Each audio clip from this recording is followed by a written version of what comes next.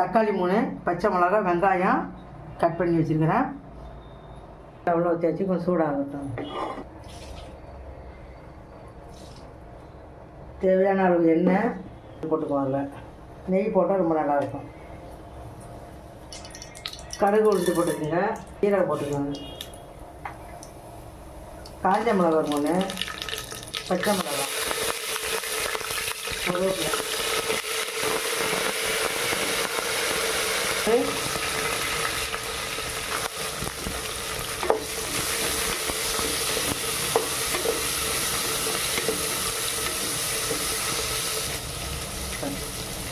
ஒரு துண்டு பெருங்காயம் ரொம்ப நல்லாயிருக்கும். அதுக்கு தான் கட்டி பெருங்காயம் போட்டேன்.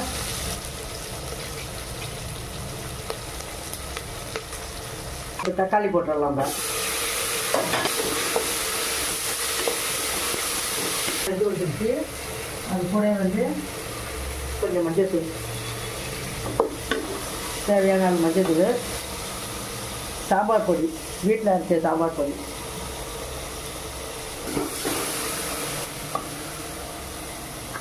அரிசி பருப்பு கழுவி வச்சதை இதில் போட்டுருவாங்க.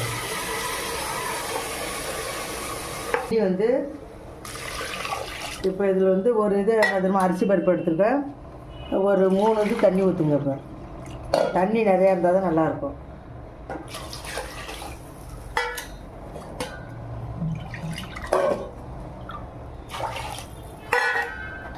இப்போ கொஞ்சோண்டு உப்பு போட்டுக்குவோம். வெங்காயம் வதக்கிறப்போ உப்பு போட்டுருவோம். இப்போ கம்மியாக கொஞ்சம் உப்பு போட்டுக்குவோம். புளி போட வேணாம். இது நல்லா கொதித்து வரட்டும்.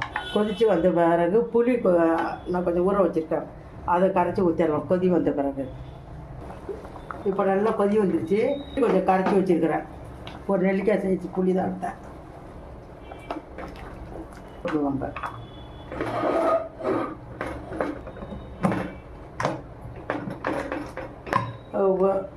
ஒரு 4 விசில் வரட்டும். 4 விசில் வந்தால் நல்லா குலைவாகும். இந்த சாப்பாடு நல்லா விசில் கீழே இறக்கிட்டேன். நான் இப்போ குக்கர் இறக்கியாச்சு. மூடி திறந்து பார்ப்போம். இது நல்லா கிண்டி விட்டுக்கோங்க. இந்த மாதிரி சாப்பாடு நல்லா குலைவாக இருந்தால் தான் நல்லாயிருக்கும். கொத்தமல்லி போட்டுப்போம்.